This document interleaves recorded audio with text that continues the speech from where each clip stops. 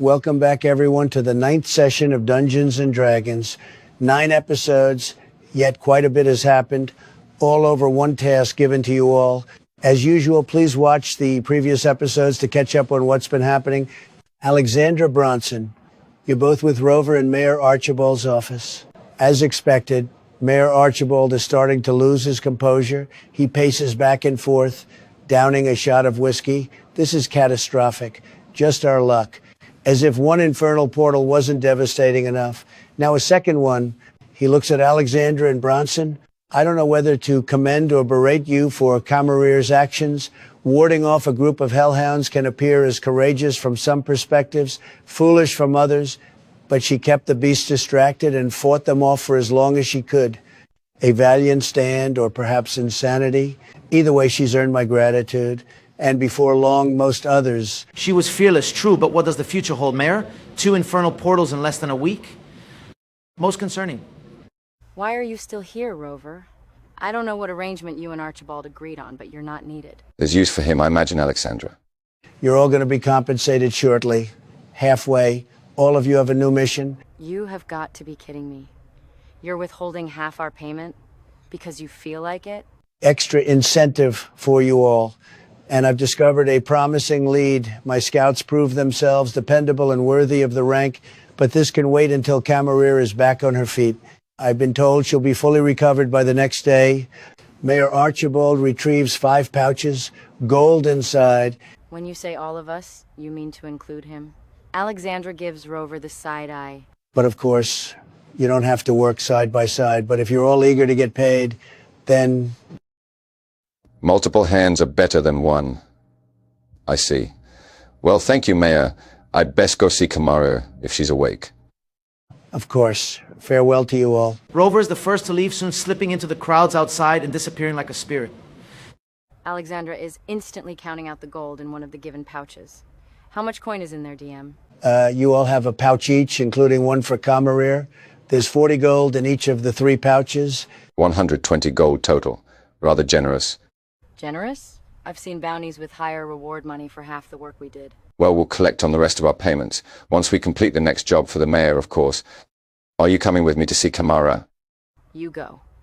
I'm not one for those sort of social situations, as you can tell. Besides, I know Camarier is becoming very dear to you. I don't know what you're referring to. Oh, Bronson. Only from what I've seen and picked up on. Women sense these things, you know. I'm not passing judgment. You go to her. I'll be in the Ravenous Raven. Bronson, you head towards the medical center building. At the front door, the guards would usually take your weapons, but they have been informed that Mayor Archibald has allowed you to keep your weapons, most likely a sign of trust and respect. You get shown and led to Camarier's bed. She lays there, bandaged up and looking like she's somewhat recovered from the ordeal. No broken bones or long-term injuries, as far as you can tell. Anyways, you get shown and led to Camarier's bed. She lays there, bandaged up and looking like she's somewhat recovered from the ordeal. No broken bones or long-term injuries, as far as you can tell anyway. Her eyes are closed, her book in one of her hands and her glasses at a crooked angle on her face. She fell asleep whilst reading. That's so like her, and Bronson can't help but admire that a little. He gently takes the book and her glasses, setting them on the nightstand beside her. Bronson, make a dexterity check to see how well you do this without waking her up. Understood. Well, that's only a 4. Damn. Camarier stirs and awakens. What the? Bronson. Her eyes almost immediately glimmer as she sits up a little. Easy there, Kamara. You took a lot of hits back there. It's a miracle that you only sustained mild injuries. Bronson leans forward in his seat, moving his chair closer. I am so glad to see you safe, Kamara. When we found you surrounded by all of those hell beasts, I thought you were dead. Almost was. I felt it pull. It's called touch. But I could only think of you, Bronson. And my biggest regret, if I did then, was not being upfront with you about my feelings. A soldier wears his feelings on him like a badge of honor. It's something that I do struggle with on multiple occasions, but it's time I did that now. I think I'm falling for you. I love you, Kamara. I love you too, Bronson. Bronson gently takes her hand, holding it close and delicately. He gives Kamara an alluring, open look, leaning in and planting a tender kiss on her lips. Camari wraps her arms around Bronson after he kisses her, reciprocating the kiss with one of her own. That was so sweet. Just as you are, Kamara. Bronson doesn't say much else. There's no need, as they both remain in each other's embrace. Bronson loses track of time, not that it matters to him. Camari falls asleep again, in Bronson's embrace, after a long while of content and joy. You both rest and hold each other, time passing by like water falling through fingers. The ambience of the night is serene and tranquil. The morning sun ascends in what seems like minutes. Bronson wakes up as the morning sun shines and caresses his face. When he sees Kamara, his heart flutters again. To have this not be a dream is extraordinary. How lucky he feels.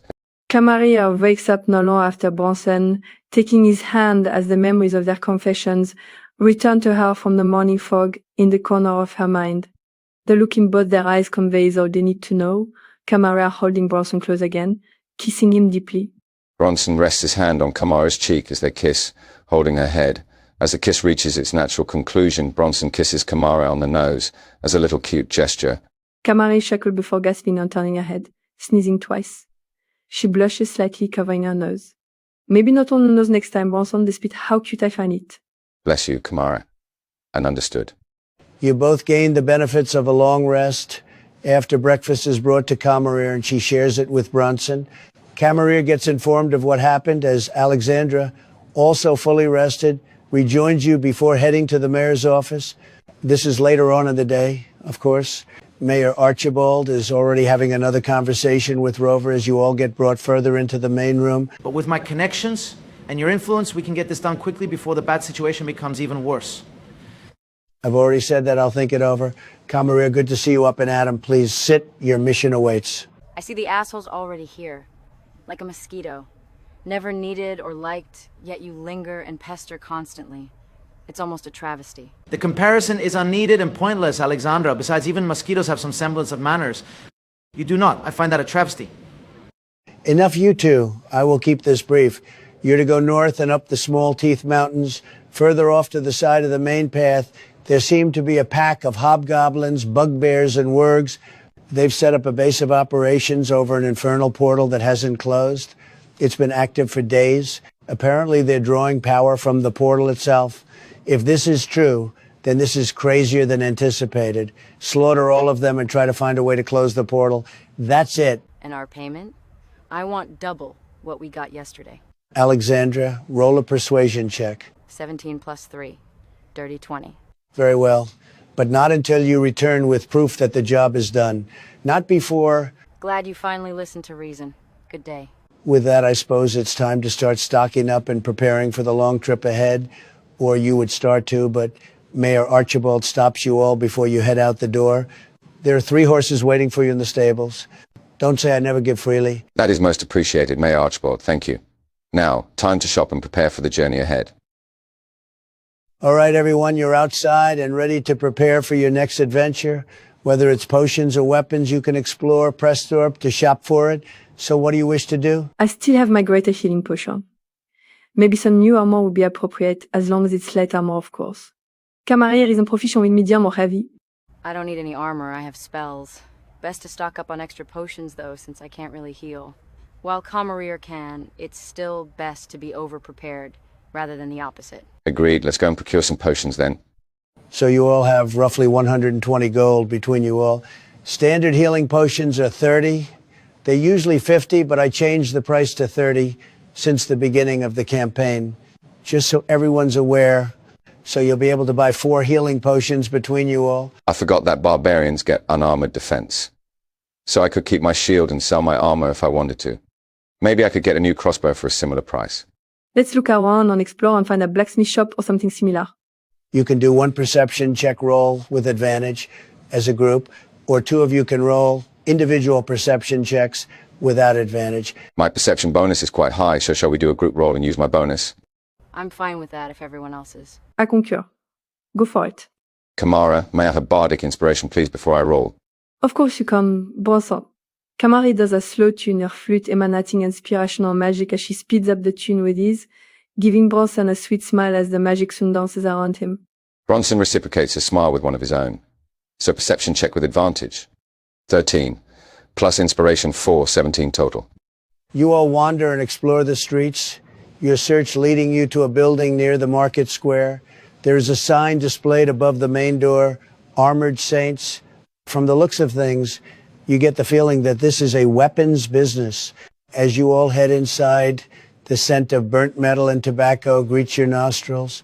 There's a mix of tuberose and jasmine in the air as well, most likely incense being used in an attempt to nullify or subdue the other scents. A little bell attached above the inside of the door rings as you enter. There are various shelves and displays of a variety of weapons, from sickles to glaives. Shields hang on display behind the counter. Multiple hammers in all shapes and sizes are arranged near the middle of the interior. There's a gigantic one in particular that resides there, golden plated. Holy shit. That golden hammer is coming with me at some point or another. Bronson is absolutely in awe at it, staring with glimmering eyes. Do you want a minute alone with that thing, Bronson? Not that you could do much with it anyway, considering that it'll probably crush you. Some of these weapons are absolutely amazing, beautifully made. Kamari is eyeing a saber sword with a serrated blade, the hilt made of possibly platinum. As you're all browsing and perusing through the available options and displays, you hear footsteps approach the counter. New customers, welcome, welcome. I see a few of our lovely selections have caught your eye. A half-elf greets you all, donning custom leather armor. Her red hair is a little scruffy, yet seems to flow effortlessly down her body. Green eyes, very little makeup, and 2 deep scars, one just beneath her chin, one going sideways across her face, though her eyes seem to have avoided any harm. More than just a few, these weapons are stunning, fine craftsmanship. If you asked me to pick just one weapon for me to keep, I couldn't settle on just one. Well, maybe the giant golden hammer, but that'd get exhausting carrying the thing. Why, thank you. But all the credit goes to my father. He's an excellent weaponsmith. He's been doing it for nearly 4 decades. A passionate man, dedicated and hard-working. He's clearly reaping the rewards too. Place must be swarming a lot of the time. Of course, just not today, though. She looks down for a moment, biting her lips together tightly, before looking back up. So which items have caught your eye, aside from the giant golden hammer, of course? Oh, many of them, like I previously mentioned, but maybe some broadsword or longsword could be a fine addition to my arsenal. Or a heavy crossbow. Pardon, Mimi.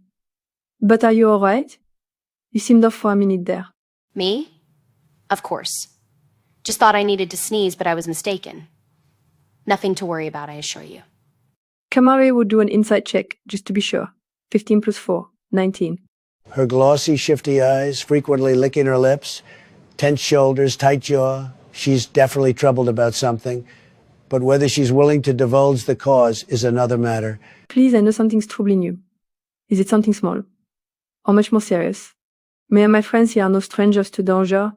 We've seen a werewolf, hellhounds, fire bears, undead, imps, giant Arachnidian spiders.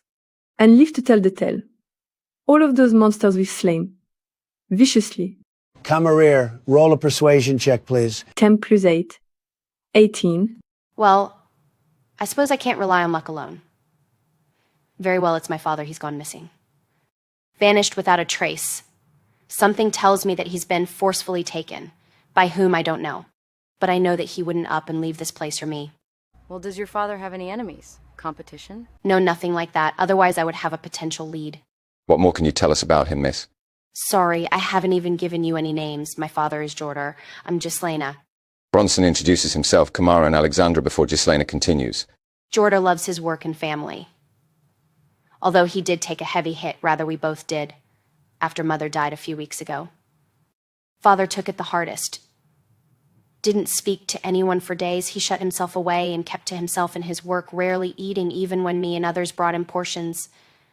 But I know for certain that he wouldn't just vanish like this, despite how much of an emotional toll it was. Part of him would carry on. Ghislaina bites her lips again, closing her eyes. I'm sorry for your loss. And I can't begin to think of my loved one just going missing all of a sudden. No child should have to go through such a thing. Bronson, Alexandra, where do you think we should begin? Hold on. I didn't agree to anything just yet. Well, I agree. We should definitely try to find Jorta. One question. Why not inform the guards or Archibald? I mean Mayor Archibald, though I use the term reluctantly. With the whole portal business, both the mayor and the guards are busy trying to maintain composure and order. You're right in using the mayor title sparingly, Alexandra. I don't believe he's fully efficient and sympathetic. Well, anyone who dislikes the mayor is good in my book. Fine.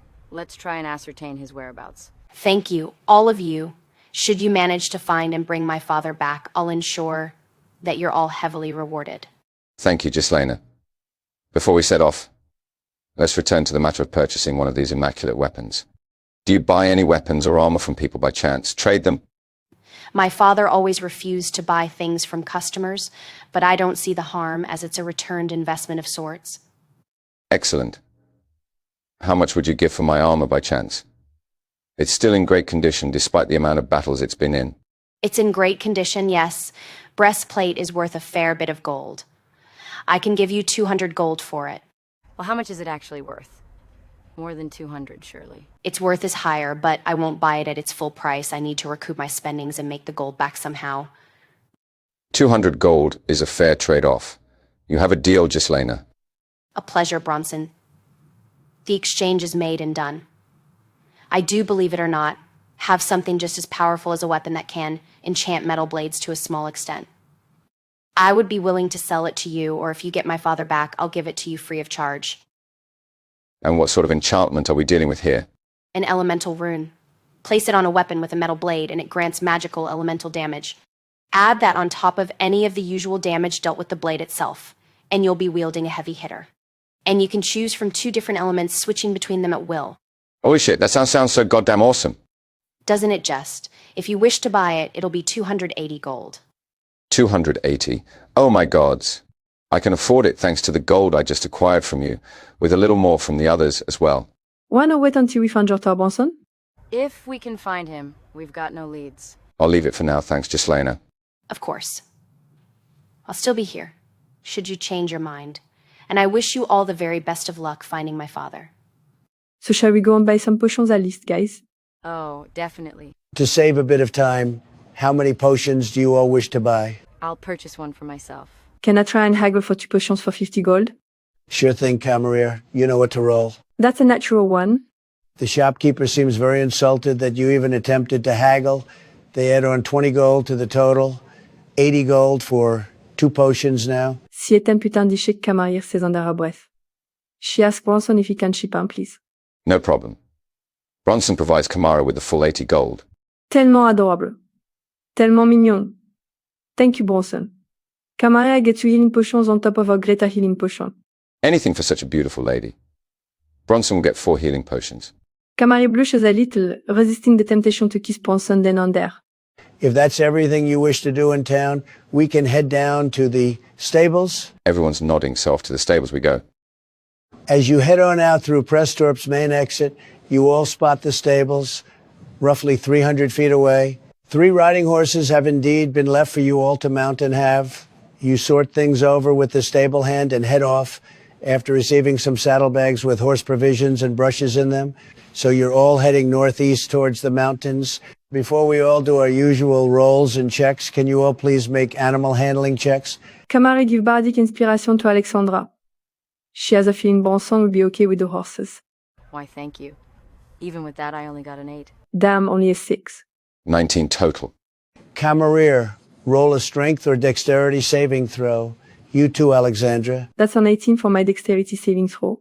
11 altogether for me. Whether it's because you're inexperienced with riding horses or maybe something spooked your horse but it bucks and almost throws you off, Camerier, you center yourself and manage to calm your horse down.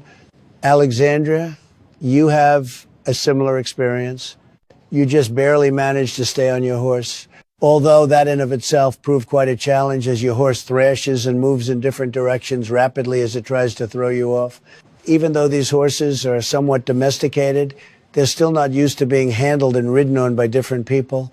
Bronson, you've most likely ridden on these sorts of horses before, during your soldiering days up in Baldur's Gate. You know how their temperament works and how to keep yourself centered in your saddle in case your horse gets frightened as well. Ladies, are you both all right? Never fucking better. Damn it. I'm okay, Bronson, thank you. Camara pets her horse gently, whispering calm reassurances to her. As per usual, I need a survival check as well as a perception check. I'll do the perception check this time. Shit. That's only an 8. Bronson is volunteering for the survival check. 16. That's pretty good.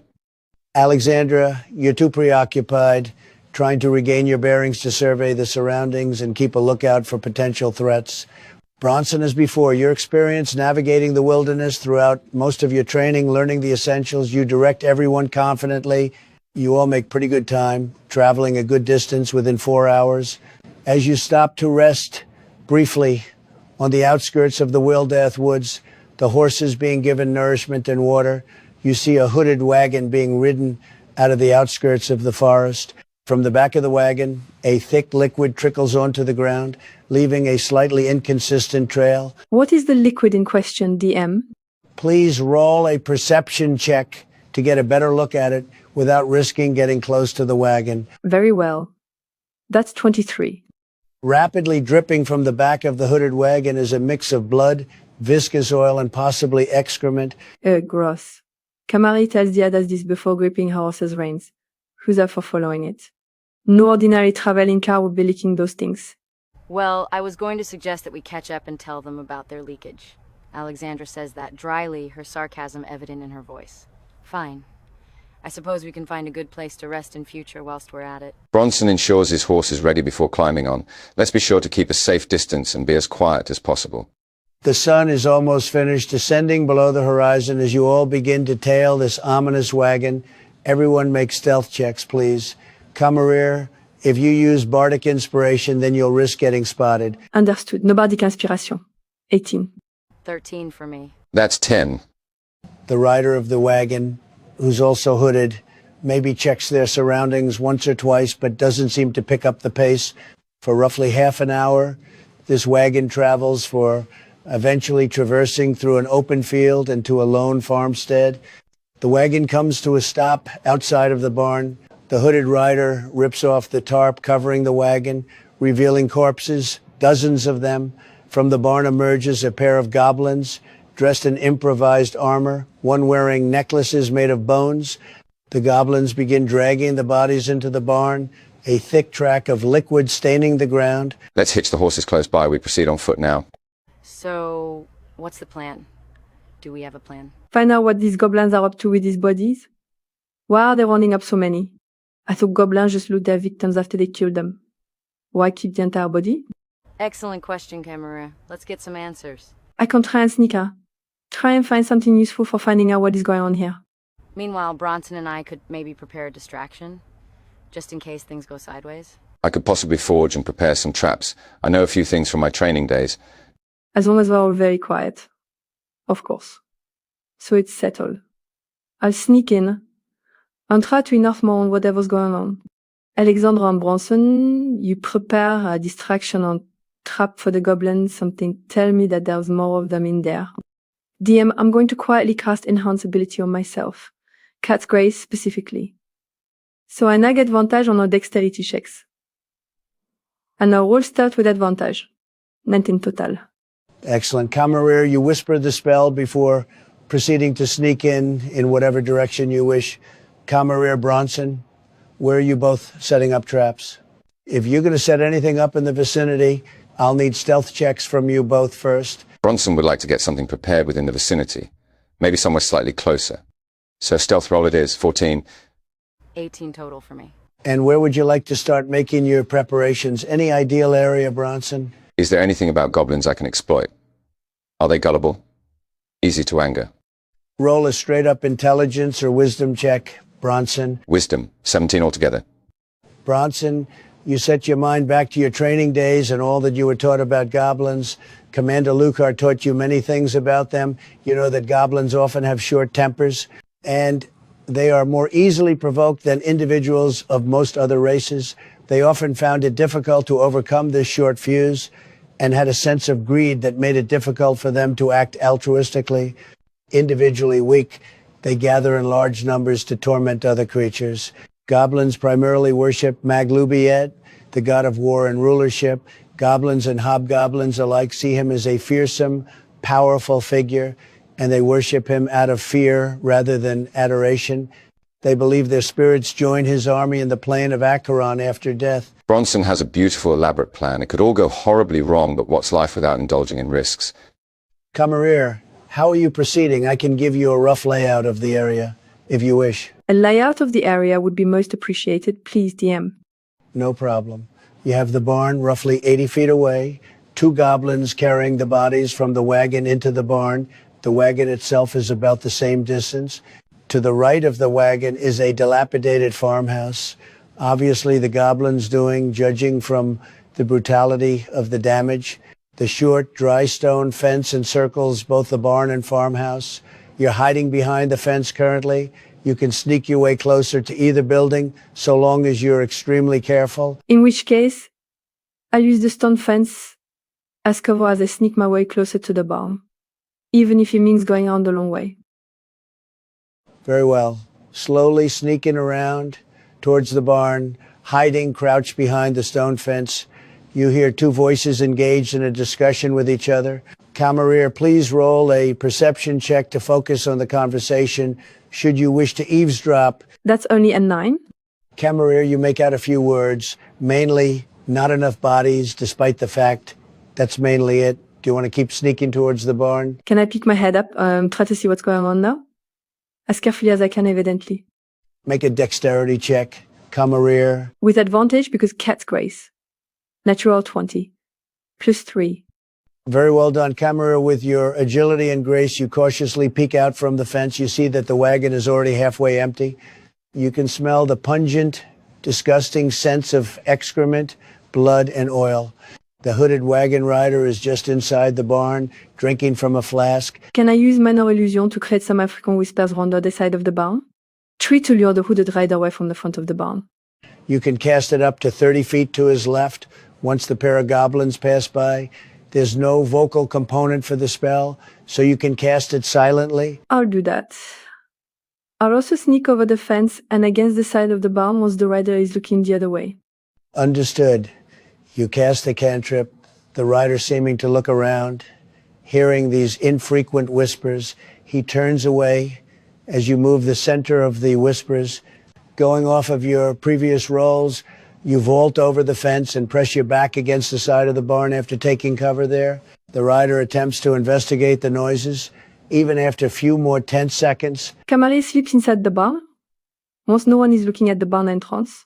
Very well. Going back to Alexandra and Bronson, what traps have you been constructing and assembling? You can Bronson use his battle axe to dig a deep hole in the ground, or two of them. We should mention that we're doing this round the side of the farmhouse, behind the stone fence, and Alexandra is collecting some loose planks of wood from the farmhouse. I assume that the farmhouse is made of wood, or contains some wood in its architecture. Bronson, please roll me a sleight of hand or survival check. Alexandra, roll you the check as well, please. 13 for the survival check. Natural 20 on my sleight of hand. It takes longer than expected for you to dig the holes, Bronson, but you eventually get there, although they're not that deep. Alexandra, you salvage a more than reasonable amount of wood from the farmhouse, doing so quickly and quietly. So as you might have guessed, our plan is to construct pit traps with wooden stakes in. The traps will be concealed with the loose dirt I dug up. Excellent work with the wood, Alexandra. Let's get these things sharpened and put in place. If you're both sharpening and readying the wood for the traps, I will allow you to roll one dexterity, wisdom, or intelligence check with advantage since you are helping each other. Plus, Bronson has done this before, so he can instruct you, Alexandra. My dexterity bonus is quite high, so shall I roll? You go for it, Alexandra. That's a dirty 20 altogether. You both construct and sharpen these wooden stakes almost perfectly and better than you anticipated. You get them all set up in the bottom of the holes and then get the holes filled and covered up with loose dirt and anything else you deem necessary. Returning to you now, Camerier, you've slipped inside the barn entrance and past the pile of bodies of the goblins are assembling. Aside from the corpses, there's nothing that really stands out amongst the loose hay bales and empty separate pens where some cattle were kept. DM, I'd like to roll an investigation check to see if there's anything else. Any clues or anything of interest? By all means, go for it. That's another natural 20. You're all rolling brilliantly right now. Camerier, your deft perception leads you to a trapdoor near one of the far corners of the barn. There are footprints and a faint trail of blood leading to it, but both are vague and extremely old. Camerier is going to open it cautiously and quietly. There's a ladder that leads down into a veil of darkness below. I'm going to close the trapdoor and try to sneak back out, meet up with Alexandra and Bronson. Roll another stealth check, Camarere. Dirty 20. Thanks to Cat's Grace. Another excellent roll, Catherine. You're soon back outside, avoiding everyone, the rider seemingly gone. You meet back up with the others. There you are, Kamari. How did your infiltration go? Did you find anything interesting? Also, don't go for a stroll over there. Alexandra nods to where the traps are hidden. Otherwise, you'll end up impaled faster than a gladiator. Got it. I found a trapdoor leading somewhere below the barn. Shall we go check it out together there with the goblins first? Although something tells me that there are more of them around here somewhere. I have a different feeling. I think that this place is part of something bigger. Let's burn these damned goblins and do our part to throw a spanner in the works. Best save the traps just in case. Very well then. DM, can we see where the pair of goblins and the rider are? They are in between the barn and farmhouse, near the now empty wagon, soaked in liquids. I'm going to cast mage armor whilst we're out of earshot. Then, once I get within 100 feet, I'm going to fire a chaos bolt. At the rider, that is. You know what to roll, Alexandra. That just hits him. Roll for damage, Alexandra. While you're doing that, can everyone please roll initiative? 10 cold damage total. Oh my gosh. Nat 20 on initiative. Alexandra's actually not going last for once. 16 plus 4, so a dirty 20. Again, my dexterity bonus modifier is the same as Alexandra's. So what side? You can go first, Alexandra. That's appreciated. Thanks. No problem. Brunson got a 14 on his initiative roll. The enemy's got 11. Alexandra, over to you. Alexandra does a fancy wrist flick, aiming not at the rider but the wagon that's drenched in oil and gods knows what else. Alexandra flicks a potent firebolt at the wagon, instantly setting part of it ablaze. She smirks as the flames get bigger, hopefully scaring and surprising the bastards further. Camarilla splits off to the left, getting close enough to cast a vicious mockery on Goblin number 1. The spell amplifies her voice as she shouts, "You didn't kill all those people in battle, they died as soon as they saw how ugly your face is." The goblin looks slightly miffed, but not hurt. Camarilla quickly casts Tear Armor on herself before getting someone near the wagon, attempting to use it as some sort of cover. Bronson flies into a barbarian rage, of course getting to the closest enemy, that being the rider. He parries the rider's blade as he gets in close, getting bloodied as he inflicts a deep wound into the rider's torso. The rider doesn't yell out in pain or seem to panic. His hood does fall off during the attack, revealing what looks to be a goblin but with decaying flesh. A black opera-like mask conceals his face. He disengages and runs into the barn, covering his flank as to avoid being hit from behind. Goblin 1 releases 2 arrows from his short bow, aiming at Alexandra. Both miss as he's startled by the erupting flames from the wagon. His ally will get up close and personal to Alexandra, 2 scimitars in his hands. Alexandra, you dodge the first attack, but the second catches you off guard. It's not too bad a wound, but a wound nonetheless. In response, Alexandra attempts to plunge her own scimitar through the goblin's throat, casting Voltic discharge in the process. Alexandra, you manage to get your blade into the goblin's throat whilst casting the spell. You electrify and zap him from the inside until he's nothing but a piece of charred meat. Music to my ears. Camarilla go for another vicious mockery on Goblin 1. She proclaims, "I've seen more threatening slugs." The goblin clutches his head in pain. Bronson goes for a low blow, swiping his battle axe down, hoping to cleave and chop the goblin's legs off. He misses. Never mind. Goblin 1 also disengages and sprints away, back into the barn as the rider did. I expected more from a small pack of goblins. Let's go finish them off before they kill anyone else. As you all begin to regain your bearings and proceed into the barn, an unexpected sight stops you all in your tracks. This thick black mist seems to be pouring into the open barn. It seems to be emanating from the back of the barn. Soon enough, the entire building is full of it. This thick mist envelops the entirety of the barn floor. A humanoid figure emerging from the center, made of shadow, crimson eyes, bloody teeth, and a cape. More corpses for the pile. But first I shall drain you dry. By the living gods. What the hells are you? Most likely a vampire or a shadow demon. Although the whole mist thing, I don't remember vampires being able to do that. Well, I'm sure you know what question comes next. Who is your maker? That is a question none of you need the answer to. For you're all to fall by my hand. I shall present the options: kneel and die swiftly, or fight pathetically and be killed painfully. My knee shan't and never will bend. The Shadow Man will roll for initiative, We're going off the previous initiative order. It got 12. Alexandra calls upon her magical blood, casting her multicolored bolt within a second and hurling it at the shadow thing. Upon impact, the bolt erupts into a pulse of thunder, booming loudly. Not done yet, Alexandra follows up with a fire bolt. It doesn't do as much damage, but still. No wasting a second. Kamari goes for Gossame's imprint. Kamari curses an infernal before playing her flute, giving Bronson bardic inspiration. Bronson re-enters, his barbarian rage, his blade gleaming in the moonlight. His aim is a little off, even as he goes reckless, so he instantly draws upon Kamara's bardic inspiration. His blade manages to strike heavily, black mist like liquid spurting from the strike. The being of darkness almost scoffs in defiance, even upon being wounded. It seems to warp its body, traveling with the shadows as it snakes up beside Camarere, striking swiftly with its claws. Drawing blood, it goes for another swipe at you, Camarere.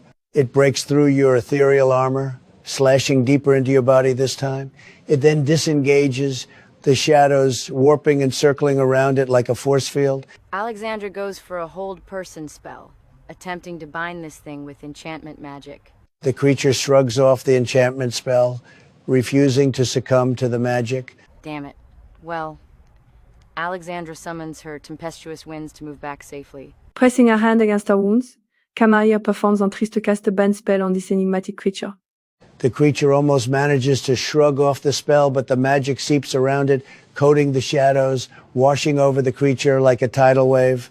It's successfully baned. Kamari summons more inspirational magic, playing a kid jingle or flute, bestowing the magic on Bronson again. Seeing Kamara get quite wounded, Bronson will flank the shadow thing before attempting another crazy blade attack. Natural 20, Bronson's attack is like a whirlwind. He spins and carves into the damned thing in a rapid motion, like a descending, rotating blender blade. He'll then get as close to Kamara as he can, gently moving her back as he steps in front of her. The aberration seems to flex its claws before swiftly switching tactics, lunging at Bronson with bared teeth. Necrotic and piercing damage slam into your body as the creature clings to you with its teeth, regaining vitality as you feel some strength leave you, Bronson. It bites down again, Bronson. Even as you rage, this bite is like syringes repeatedly being rammed into your skin. Cold, rusty syringes. Alexandra does a double take as she sees the shadow thing bite into Bronson's skin repeatedly. She flicks another multicolored bolt at the bastard, drenching it in acid. Hold on, Bronson. Kamari instantly casts healing magic on him, a soft blue glow coating him. She then casts vicious mockery on the shadow thing, yelling, "You could kill the dead twice over with that ugly face." Or like they're off. The shadow being seems to recoil slightly in pain. Bronson does a strength check to try and get the thing off him. Successful, roaring in protest, he attempts to decapitate the fucker. But the thing uses its shadow field to hinder and stop the blade's momentum. More shadows swell and swirl around the humanoid, its eyes turning deep orange. It disengages and goes for Camarere. First attack misses thanks to vicious mockery. Even with Bane, it hits the second time round. Camarere gets clawed again, her blood decorating a small portion of the ground. Kamari lose concentration, the enchantment magic fading. Drawing on her magical blood, again, Alexandra summons some arcane power. She lets loose another potent spell, but the shadow thing soaks it in shadow. She curses in celestial. Kamari releases her rapier, flourishing it before going in for a concise but effective thrust. She misses by air. Quickly, she chugs her greater healing potion once she has the chance. Bronson almost pounces as he goes for another attack at the damn living shadow thingy. Even with Reckless, the attack misses. The humanoid darkness goes for a bite on you, Bronson. First attempt misses. Follow-up lands. Once again, your body almost recoils as you feel those damn bladed teeth sink into your flesh. You feel a little sapped again as it takes some vitality from you. Seeing Bronson weakening, Alexandra gets on over next to him and sets a hand on his shoulder, turquoise energy seeping into him, healing him a little. Kamari beseeches her infernal blood, holding her hands with thumbs touching and fingers spread, a sheet of flames firing forth from her outstretched fingertips, aiming in all at the shadow thing, of course. Even when he dodges, Kamari still gets a good angle, the flames clinging to the shadows. Re-energized, Bronson screams as he goes all in, his blade raised and swirling as he does a battle spin. He slashes at the thing's neck, soon absolutely coated in its black blood. A poor attempt at decapitation is not enough, dwarf. The amalgamation of darkness seems to hesitate before its eyes dull, its body going tense. Everyone needs to make dexterity saving throws. Dirty 20. 24 total for me. Bronson only got an 8 altogether. The creature unleashes a gargantuan, wide blast of black and red lightning from its chest, Bronson getting caught in the center. A deep shrill of a scream sounds as this attack happens. Holy freaking shit. Well, Alexandra is barely standing. She's also going to drink her greater healing potion. Then she's going to attack with her scimitar. Her breathing heavy from the attack, she misses awkwardly. Kamari casts a viral armor on herself, followed by a vicious mockery on the shadow thing. She says you bore the village idiot to tears. The shadow man rubs its head in pain. Bronson is tiring but still raging. We're still standing, you fuck. Bronson shouts at the shadow man. He does his usual, landing his blade against the thing's torso, slashing. The shadow man seems to be panting somewhat. It doesn't attack, but the shadow field surrounding it seems to have intensified. Wail on it now! Alexandra spins her scimitar and goes for it, casting Voltic Discharge. She gets advantage because flanking. Natural 20. She swipes in a sharp arc, arcane lightning erupting from her blade as she cuts deep into its chest. Alexandra, you get the finishing blow, but afterwards, the humanoid sinks deep into the surrounding darkness like a frozen statue melting and being swept away. The other goblins can be seen near the trapdoor, withering on the ground, most likely the doing of the shadow creature. Kamari crouche beside Bronson, rubbing his back. You are brilliant, Bronson. Très courageux et redoutable. You're all right, though, mon amour. I'm fine, just a little winded. Just need a minute to regain myself. Alexandra is casting the light spell on her scimitar and checking the surrounding darkness for any signs of that creature. There's no sign of it, Alexandra, at least as far as you can tell. I don't know what that damn thing was, but if it gets the jump on us like that again, we'll be more prepared. Kamari casts Healing Word on herself and Bronson getting him up slowly. So what now then? Shall we check out the trap door? If that thing come back, we have those special traps. Might as well. I can light up the way down there after all. Alexandra twirls her scimitar, the blade emanating light as she recasts the light spell on it. Very well. Lead the way, Alexandra. Alexandra, you lead everyone to the trapdoor and open it up, the darkness below looking uninviting. Who's climbing down first? I assume you, Alexandra? You assumed correctly. I'll descend second. I guess I'm third then. Alexandra, you descend the ladder, your blade illuminating the surrounding darkness. Your dark vision also helps significantly. A small basement-like area is now in view. There are torches on the wall, not lit, of course. There are many skeletons hanging via nooses like animals in a slaughterhouse. On the ground, every single corner and floorboard is coated in blood. There's a thick bookshelf next to a long desk. Empty potion vials are scattered on a bed in a corner. To the left of the desk is a dense metal chest, padlocked shut. Alexandra casts Prestidigitation on all of the torches, igniting them quicker than a blade through butter. What's on the desk, DM? Papers? There on the desk are some papers, yes, written in primordial, and a map of the Small Teeth Mountain, certain areas highlighted with ink.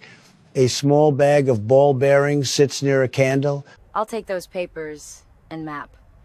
The ball bearings, too. I'll read through the papers later. I can read primordial, so I'm not worried about any language barriers. Bronson will investigate the place for any traps or loot. Kamari will help him search the place. She's determined to not miss anything here. Bronson, Kamara, one of you please roll an investigation check with advantage. Kamare, feel free. Thank you, Bronson. 15 on both this. 17 total. Camarier, you and Bronson get to work on searching this delightfully quaint hideout. Dexterously hidden in one of the skeleton's mouths is a pair of bloodstones, most likely worth around 100 gold, maybe more if you're selling it to a gem collector.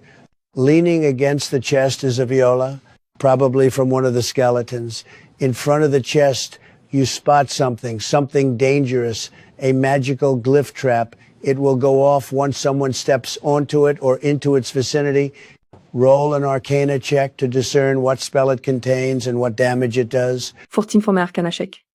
It is a lightning glyph containing a somewhat diminished version of a lightning spell. Kamari will relay that to everyone else. Is she able to pick up the viola without triggering the trap? Make a dexterity check, please, Camarier. 13. You just managed to retrieve the viola. However, it does trigger the trap. You take only a small amount of damage, since you're adjacent to it.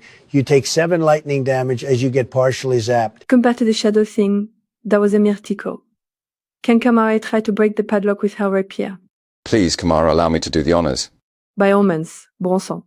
Bronson, roll to hit the padlock with advantage. 24 to hit. 11 damage. Bronson, with your battle axe, this padlock is puny and nothing more than a primitive obstacle. With a loud burst of noise, the padlock breaks as you decimate it with your blade. Inside the chest is a malachite gemstone, 5 vials of poison, a golden ring that emanates strange magic. There's also a glaive giving off magic of its own, and a magical scroll containing a level spell, and finally 6 platinum pieces. Bronson will keep hold of the glaive. Poisons are one of the platinum pieces. Kamari will keep the ring and Malachat, and 3 of the platinum coin. In that case, Alexandra will keep the rest. Speaking of rest, if we're all done here, let's return to the horses and find somewhere else to rest. I don't feel like staying here much longer. Agreed. We've spent enough time here already. So you all head back outside and to your horses, avoiding stepping into streaks of excrement and blood from the bodies. So where would be an ideal place to camp for the night? Near the Wildath Woods again? Just on the edge? Maybe closer to the sea in future. Lovely atmosphere to rest too. But the edge of Wildath Woods for now. Alexandra. The outskirts of the Wheeldath Woods, yes. You all return outside and back to your horses. Riding away from the farmstead and back to the main path, you find a sheltered area on the edge of the Wheeldath Woods. You set up camp and nosh a portion of your provisions, along with some water. Alexandra is going to wade through those papers. She knows primordial, so translating it is facile. Very well. Scrutinizing and reading through the papers, you read it aloud as the others sit near you, listening intently, the campfire's flames roaring. Haec forma mihi satis convenet, nondum plena visum, ergo haec proiectio sufficiet. Famuli mihi corpora adferunt ut me nutrient, mox formam quam olim possidebam superabo, aliquid multo maius ero. I can't believe I'm not the one asking this, but in common, please, Alexandra. In the common tongue, this form suits me well enough. I'm not at full strength, so this projection will suffice. I have servants bringing me bodies to nourish me. Soon enough I will exceed the form I once possessed. I will be something far more. Well, that's not at all cryptic, is it? As for this ring, is there any way for me to identify or figure out what sort of magic it possesses? Roll an Arcana check, Camerier. Goody. 18 total. A strong aura of transmutation, magic pulses from the golden ring. It's definitely innocuous magic, protective magic in a way. You'll need to attune yourself to it for the ring to work. Kamaria will don the ring and spend some time attuning herself to it. She wishes everyone a blissful sleep and retreats to her tent first. Bronson also turns in for the night.